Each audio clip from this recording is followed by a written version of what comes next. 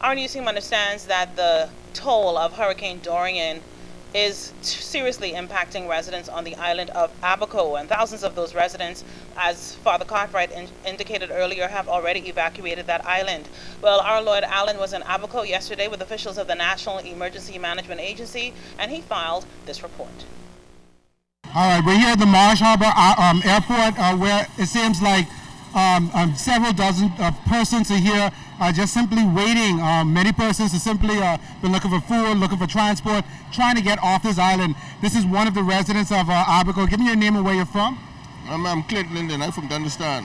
How long have you been here at the airport? I haven't been here long. I'm trying to get everybody else out. My family already left. I'm trying to leave. I already on my way out, but then I'm trying to tell you, let the government know that the people need to get off this island. I had to run with my family during the hurricane. I only got time to run to the eye and get just in time to get to safety. You had to sleep in a car and behind a house. You had people maneuvering about the community. Loved ones was dead, and people were in the streets, and you had people in the home got knocked with wood in their head and died in the house. It was like a train just whooshing by, and then like all of a sudden our air is like pressurized, like we were in the midst of, like all the air was being sucked out. And this was like for hours and hours, like like a train just rushing by like for hours.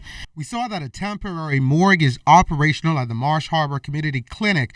Displaced residents from the mud have found temporary shelter at the government complex because their community is literally now comprised of rubble. We witnessed the devastation in community after community throughout North Abaco during the media tour spearheaded by the National Emergency Management Agency on Friday.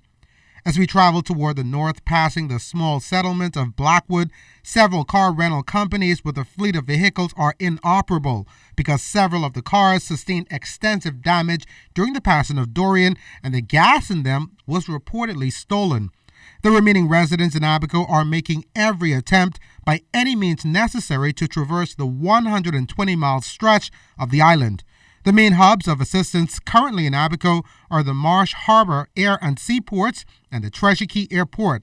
Thousands of Abaco residents are doing what they can to leave from what many are describing as a complete nightmare.